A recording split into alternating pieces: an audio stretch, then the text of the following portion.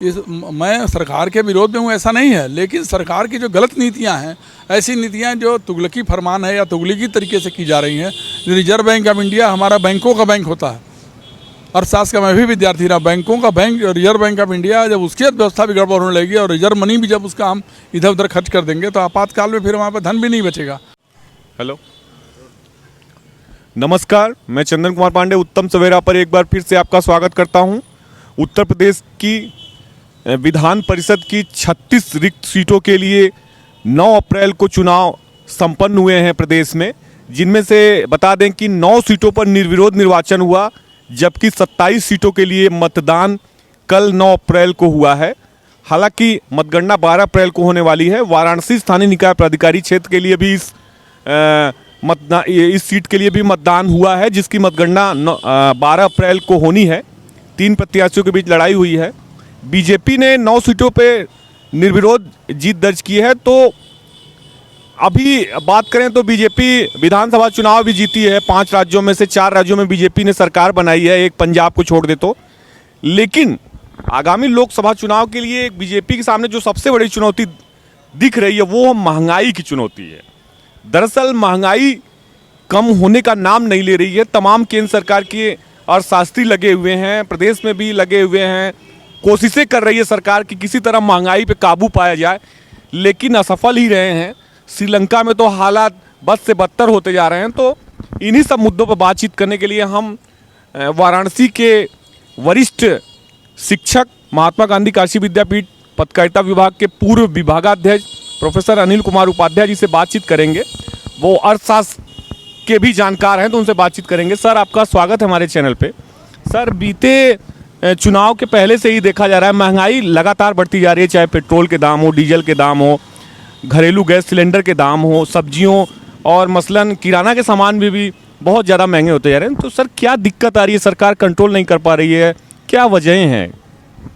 देखिए, महंगाई बढ़ने का कोई एक ही रीज़न नहीं है। वैसे तात्कालिक रीज़न तो इस समय सब लोग ये मान के चल रहे हैं कि पेट्रोल और डीजल के बढ़ते दामों की वजह से महंगाई एकाएक बहुत ज़्यादा बढ़ी है। वो एक महत्वपूर्ण कारण तो है ही है, क्योंकि पेट्रोल और डीजल के दाम बढ़ने से हर वस्तु पे असर पड़ता है उसका, और हर चीज़ों के दाम उसके बढ़ते हैं। यातायात, ट्रांसपोर्टेशन बढ़ जाता है, उसका किराया बढ़ जाता है, हर चीज़ का। तो माल भाड़े की ढुलाई बहुत ज़्यादा बढ़ जाती है, जिसका असर तो महंगाई पे पड़ता है। तो वो तो तात्कालिक कारण है ही। जहाँ तक महंगाई का सवाल है, मुझे स्मरण आता है कि जॉन मेनार्ड कीन्स का, जो एक प्रख्यात अर्थशास्त्री थे, और प्रथम और द्वितीय विश्व युद्ध के दौर में जिस समय मंदी का काल चल रहा था 30 के और 40 के दशक में, उस समय जॉन मेनार्ड कीन्स ने जो विचारधारा रखी थी, उस पर उन्होंने कहा था कि अगर मंदी बहुत ज़्यादा हो, महंगाई बहुत ज़्यादा बढ़ जाए और इन्फ्लेशन बहुत ज़्यादा बढ़ जाए, मुद्रास्फीति जिसको कहते हैं, बहुत ज़्यादा बढ़ जाए, ऐसे समय में उस देश को रोजगार सृजन की तरफ ध्यान देना चाहिए और सरकार अपने स्तर से जनता के कल्याण के लिए और महंगाई को नियंत्रण करने के लिए उनको नए नए काम दे और कुछ कार्य कराए जिससे उनको रोजगार मिले। और जब धन का प्रचालन होगा और आदान प्रदान होगा, जिसको कि लोगों की परचेजिंग पावर ख़त्म हो जाती है महंगाई में, और जब परचेजिंग पावर ही ख़त्म हो जाएगी और लोग धन ही नहीं होगा, तो निश्चित रूप से महंगाई भी बढ़ेगी और बेरोजगारी भी बढ़ेगी और कोई चीज़ नियंत्रण में नहीं होगा। तो जॉन मेनार्ड कीन्स ने जो विचारधारा रखा, उसके आधार पर तमाम दुनिया के देशों ने उसको फॉलो किया, और उन्होंने ऐसे समय में जब मंदी आती थी या बेरोजगारी बढ़ती थी, महंगाई बढ़ती थी, उस समय में उन्होंने रोजगार का सृजन करते। ब्रिटिश गवर्नमेंट भी जब भारत में थी, मुझे याद है कि मैंने कहीं पढ़ा है कि उड़ीसा में बहुत ज़्यादा इस तरीके के भूखमरी हो गई थी और लोग भूखमरी के शिकार हो रहे थे, मर रहे थे और बेरोजगारी बढ़ रही थी। तो कटक एक जगह है जहाँ पर नेताजी सुभाष चंद्र बोस का जन्म भी हुआ था। कटक में उन्होंने रेवेन्सा कॉलेज एक बनाया। रेवेन्सा गवर्नर हुआ करते थे और उस कॉलेज कई साल में बना, उससे कई साल तक काम चलता रहा, जिससे वहाँ के जो लोग बेरोजगार थे, गरीब थे, उनको काम मिला। तो सरकार की नीति ये होनी चाहिए कि लोगों को रोजगार दे, कार्य दे। जहाँ तक कोरोना काल की बात है, तो कोरोना काल में भी लोगों के रोजगार गए और ठीक से उसका नियंत्रण नहीं किया गया कोरोना को, और उसमें भी लापरवाही सरकार की तरफ से भी हुई। और लापरवाही का नतीजा ये था कि बाहर से फ्लाइट थी, उनको रोकी नहीं गई। या तमाम लोग, अमेरिका के राष्ट्रपति भी आए उस दौर में, और नमस्ते ट्रम्प जैसे कार्यक्रम आयोजित हुए और तमाम गलत ढंग से एकाएक लॉकडाउन, बहुत कड़े लॉकडाउन लगा दिए गए, फिर उसको फिर छोड़ दिया गया। जो मजदूर मुंबई या दिल्ली में फंसे हुए थे पहले उनको रोका गया, जब कोरोना फैल गया तो उनको छोड़ दिया गया और आने भी नहीं दिया गया, रास्ते में बड़ी दुस्साहत दी गई था। तमाम जो मिसमैनेजमेंट हुआ जिसकी वजह से कोरोना ने विकराल रूप धारण किया, बहुत से जन धन की हानि हुई, बेरोजगारी भी बढ़ी है, तमाम लोग जो है। क्या माना जाए इस महंगाई की जो मौजूदा समय में कोरोना इसका वजह है या फिर क्या मानते हैं आप? मैं इसी पे आना चाहता हूँ। मैं ये कहने का मतलब ये है कि वो मिसमैनेजमेंट जो कोरोना के समय में भी हुआ और उसके पहले जो है नोटबंदी जो लागू किया गया, नोटबंदी में भी उसके पहले रघुराम राजन रिजर्व बैंक के जो गवर्नर थे, रघुराम राजन ने नोटबंदी के लिए मना किया था कि नोटबंदी न किया जाए, वो क्योंकि उससे तमाम कॉम्प्लिकेशन खड़े होंगे, लेकिन उनकी बात को नहीं माना गया। उनको ये मान लिया गया कि कांग्रेस के समय के नियुक्त हैं, कांग्रेसी हैं, और जबकि वो अर्थशास्त्री थे, विद्वान आदमी थे। अगर उनकी बात मानी गई तो शायद ये स्थिति और बिगड़ी न होती। आज आरबीआई से लगातार लोन ले लेकर सरकार जो है, अखबारों में जैसा कि आ रहा है कि 85% तक लोनिंग हो चुकी है, 83 से 85% के बीच में। श्रीलंका में 95% तक लोनिंग हो गई। श्रीलंका की अर्थव्यवस्था आप देख रहे हैं कि धाराशायी हो गई वहाँ की अर्थव्यवस्था। भारत की अर्थव्यवस्था भी धाराशायी होने के कगार पे खड़ी है और हम रिजर्व बैंक से अंधाधुंध लोनिंग करते चले जाएंगे और कोई धन का नियंत्रण नहीं रखेंगे तो एक समय ऐसा आएगा कि सरकार का कोई कंट्रोल नहीं जाएगा। केंद्र सरकार तो आश्वस्त है कि ऐसी कुछ परिस्थिति नहीं होगी श्रीलंका जैसी, हम कंट्रोल कर रहे हैं लगातार, लेकिन कंट्रोल नहीं हो पा रहा है। मैंने वो सभी जो सरकारें बनती हैं वो हमेशा जब तक सरकार पूरी अर्थव्यवस्था चौपट ना हो जाए तब तक वो यही आश्वस्त रहती ठीक है। हिटलर ने जो हिटलर शाही चलाया तो यही हुआ कि बहुत अच्छा काम कर रहे हैं, जनता भी समझती थी कि हिटलर का शासन बहुत अच्छा है, बहुत बढ़िया है। एकाएक जब सब कुछ बर्बाद हो गया तब लोग बाद में हिटलर को लोग आलोचना करने लगे। तो आज सरकार का जो लोग सरकार का मुंह देख के काले उनके पक्ष बोल रहे हैं या सरकार के समर्थन में हैं, वो केवल मैं सरकार के विरोध में हूँ ऐसा नहीं है, लेकिन सरकार की जो गलत नीतियाँ हैं, ऐसी नीतियाँ जो तुगलकी फरमान है या तुगलकी तरीके से की जा रही हैं। रिजर्व बैंक ऑफ इंडिया हमारा बैंकों का बैंक होता है, अर्थशास्त्र का मैं भी विद्यार्थी रहा। बैंकों का bank reserve bank of India, जब उसकी अर्थव्यवस्था भी गड़बड़ होने लगेगी और रिजर्व मनी भी जब उसका हम इधर उधर खर्च कर देंगे तो आपातकाल में फिर वहाँ पर धन भी नहीं बचेगा जिससे हम नियंत्रण करें। और इसके लिए सबसे बड़ा कारण ये था कि तमाम लोग बैंक का हज़ारों करोड़ रुपया लेके भाग गए। सरकार ने उनके खिलाफ कोई कड़ी कार्रवाई भी नहीं किया और तमाम लोग ऋण माफ़ कर दिए गए। तो बैंकों की स्थिति खराब होती जा रही है। बैंकों का मर्जर कर देना या जो सरकारी सार्वजनिक प्रतिष्ठान है जो रोजगार देने वाले, उनको लगातार आप एक के बाद एक बेचते चले जा रहे हैं, निजी हाथों में देते जा रहे हैं। जिस तरफ कांग्रेस के नेता राहुल गांधी जो विपक्ष के नेता वो भी बार बार आवाज़ उठाते रहे, जब हमारे रोजगार देने वाले संस्थान आप लगातार बेचते चले जाएंगे, वो रोजगार देने वाले संस्थान रहेंगे ही नहीं तो हमारे युवाओं को और नौजवानों को रोजगार कहाँ से मिलेगा? नौकरियाँ मिलेंगे नहीं, नौकरियाँ नहीं मिलेंगी, छोटे छोटे काम होते हैं, इंडस्ट्री जो छोटी चलती वो चलेंगे नहीं। वो कह रहे हैं कि हम गुणवत्ता सुधारना चाहते हैं, बेहतर सुविधाएं देना चाहते हैं, इसलिए हम संस्थान को निजी हाथों में देते हैं। देखिए, गुणवत्ता के नाम पर जो नितिन गडकरी जी बार बार बोल रहे हैं कि जो हम चारों ओर सड़क बनवा दे रहे हैं, हम केदारनाथ तक के सड़क बनवा दे रहे हैं, हम मानसरोवर तक सड़क बनवा देंगे, जो कैलाश मानसरोवर तक सड़क चली जाएगी, वो आप बनवाइए सड़क, हमारा सड़क बनाने से कोई विरोध नहीं है। लेकिन मेरा ये कहना है कि केवल चमचमाती सड़कें या चौड़ी सड़कें या बिल्डिंगों को ध्वस्त करके, दुकानों को तोड़ के, उजाड़ के कल चौड़ी चौड़ी सड़कें बनवा देने से ही मात्र से ही गुणवत्ता में सुधार नहीं होता है। आप सड़कें बनवा रहे हैं, हर 40 किलोमीटर पे आप टैक्स वसूल कर रहे हैं। जो कार लेके हम लोग गाजीपुर चले जाते थे, टैक्स नहीं देना पड़ता था, इलाहाबाद चले जाते थे, पता चला 2 जगह हमको टैक्स देना पड़े, 400 रुपया 500 रुपया हमको टैक्स में लग जाए हैं। 1000 का पेट्रोल 1500 का भरवा में और 500 का टैक्स भरवा में, तो टैक्स तो जनता को देना पड़ रहा है। जबकि जो लोग भी कार खरीदते हैं वो एक बार जब गाड़ी खरीदते हैं तो 1 टाइम टैक्स पे होता है, 15,000 20,000 जो भी 1 टाइम टैक्स होता देते हैं। वो टैक्स लेने के बाद दोबारा टैक्स लेने का क्या मतलब है? जनता से दोबारा टैक्स लिया जाता है गाड़ियों पे, और टोल टैक्स के नाम पे वसूली है, तो वसूली तो जनता है, तो मर तो रही है जनता। और वो खाली चमचमाती सड़कें ही विकास नहीं है।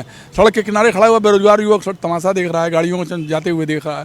केवल उन गाड़ियों से उनके छोटे छोटे, जो महात्मा गांधी ने जिस बात को कहा था, गांधी जी ने और किन्स ने कहा है और लोगों ने भी अर्थशास्त्रियों ने कहा कि स्मॉल स्केल इंडस्ट्रीज का डेवलपमेंट, भारत का जो देश है, भारत जैसे बहुत अधिक जनसंख्या वाला देश, जहाँ जिसको हम गांव का देश आज भी कह सकते हैं, आज भी 70-75% लोग गांव में रहते हैं। ये भारत गांव का देश है। इस देश के रोजगार का ढांचा ऐसा होना चाहिए कि हर छोटे छोटे 10 किलोमीटर 15 किलोमीटर छोटे छोटे कुटीर उद्योग हों, धंधे हों, छोटे रोजगार के सेंटर हों। जब वो छोटे रोजगार के सेंटर होंगे तब उनसे एम्प्लॉयमेंट मिलेगा, किसान भी अपने माल को आसपास के बाजार में बेच लेगा। आपने फ्लाईओवर जगह जगह बनाए, इलाहाबाद से बनारस तक फ्लाईओवर बन गए। जितने आपके चाहे हड़िया हो, गोपीगंज हो, चाहे कछुआ बाज़ार हो, सारे बाज़ार की दुकानें के ऊपर फ्लाईओवर हो गया, वो दुकानें सब बेकार हो गई। उनका आमदनी लोग बताते हैं जितना आमदनी थी उसका 25% भी आमदनी नहीं रह गई उनकी। तो वो एक तरीके से बेरोजगारी की स्थिति में आ गए हैं या इनकम उनकी बहुत घट गई है। तो प्लानिंग ऐसा होना चाहिए, रोड बनाइए आप, लेकिन रोड ऐसा बनाइए कि उनकी दुकानें ही बची रहें और कम से कम जो आगे खाली जगह वहाँ पर उनको दुकान लाट कर दीजिए, जगह बना दीजिए। लेकिन वो सरकार के पास कोई नीति नहीं है और अंधाधुंध तरीके से काम करे। यहाँ पांडेपुर में जो फ्लाईओवर बना उसके अगल बगल था दुकानें, बगल चलने के सर्विस लेन तक नहीं है। आशापुर में जो फ्लाईओवर बनाया, आप जाते होंगे, आशापुर के दोनों रेलवे क्रॉसिंग आके सर्विस लेन नहीं है कि दोनों गाड़ी आ सके। आप पहले फ्लाईओवर बना देंगे, दुकान जिसकी है दुकान दौरी चौपट जाएगी और सर्विस लेन बनाएंगे नहीं। सर्विस लेन पहले बनाइए, चौड़ा करिए, दुकानों की व्यवस्था करिए।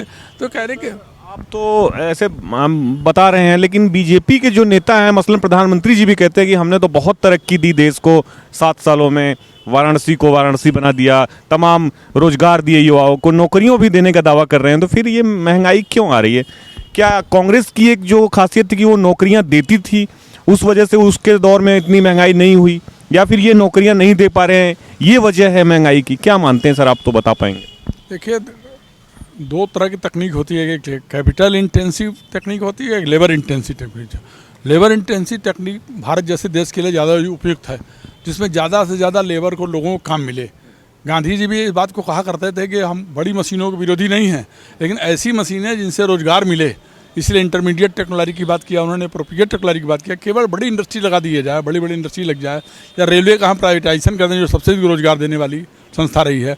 सारे बिल्डर्स को हमने स्टेशन पर रोक दिया, गुणवत्ता के नाम पर खाली पैकेट बंद हल्दीराम की भुजिया या अंकल चिप्स और तमाम तरह के कारपोरेट घरानों के बने हुए सामान की ही बिक्री हो रही है। तो छोटे दुकानदार जो स्टेशनों पे आसपास अपना कुछ गुमटी लगा के छोटा मोटा व्यापार करके और फेरी लगा के कमा लेते, वो भी कमाई बंद हो गई। तो ये भारत को एक है कि आप अमेरिका नहीं बना सकते, या इंग्लैंड नहीं बना सकते, या सिंगापुर भारत नहीं बन जाएगा।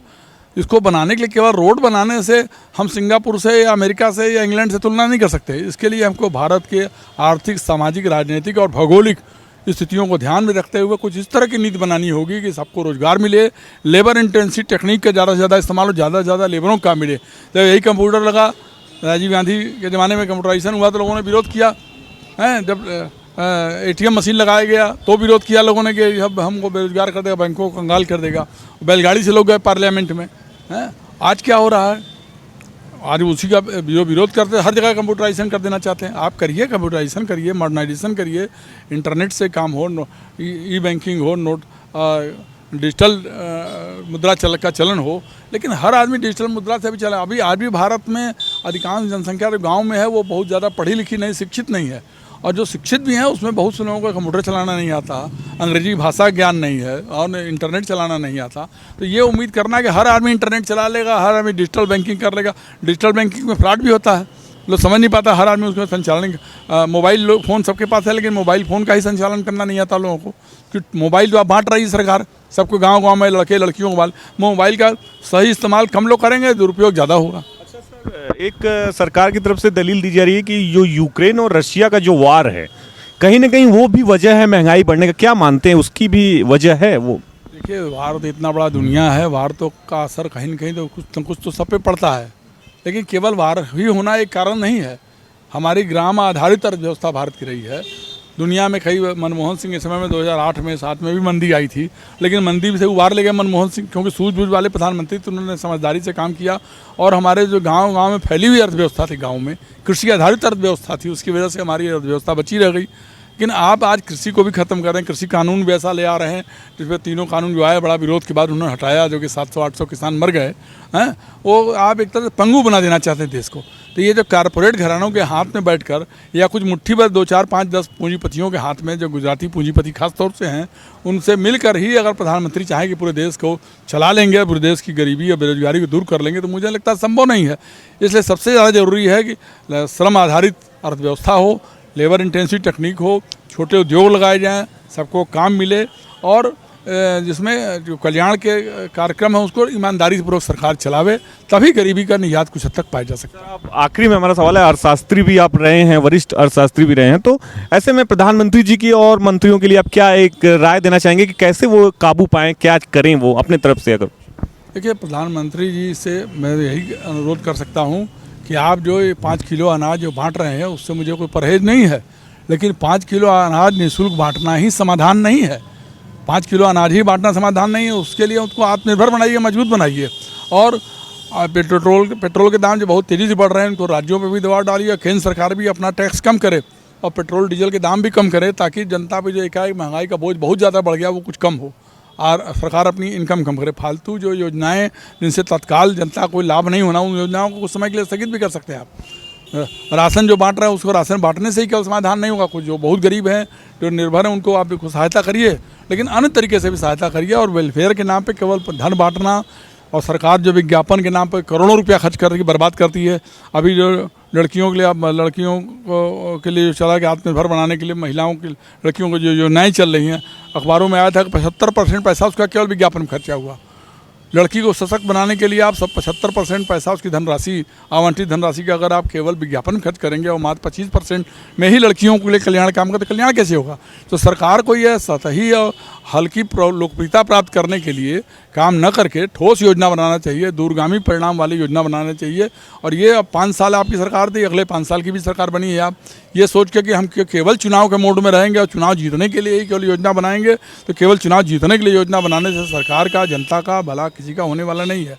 तो दूरगामी लक्ष्य निर्धारित करके और ठोस रणनीति बनाकर सरकार को सोच विचार करके और अच्छे विचारवान लोगों के, अच्छे अर्थशास्त्रियों के, विपक्ष के भी जो समझदार नेता, उनसे आपको बातचीत करके रणनीति बनाना चाहिए। वन मैन शो, केवल हम अकेले जैसा हम सोच लें, जो हम कर लें, यह तुगलकी फरमान से देश चलने वाला नहीं है। बिल्कुल। तो ये थे हमारे साथ महात्मा गांधी काशी विद्यापीठ पत्रकारिता विभाग के पूर्व विभागाध्यक्ष प्रोफेसर अनिल कुमार उपाध्याय जी, जिन्होंने तमाम बातें साझा की कि क्या वजहें हैं जो आज देश में महंगाई इतनी चरम पे है। उन्होंने अपनी तरफ से कुछ राय भी दिए, मशवरे दिए कि अगर इन चीज़ों को केंद्र सरकार लागू करे तो हो सकता है थोड़ी सहूलियत मिले। लेकिन इनका सीधा कहना है कि महंगाई को हर हाल में केंद्र सरकार को नियंत्रित करना ही होगा, जिससे कि आम आदमी के ऊपर पड़ रहे भारी दबाव को राहत मिल सके, आम आदमी को सहूलियत मिल सके। मैं चंदन कुमार पांडे, अशोक पांडे के साथ उत्तम सवेरा के लिए धन्यवाद।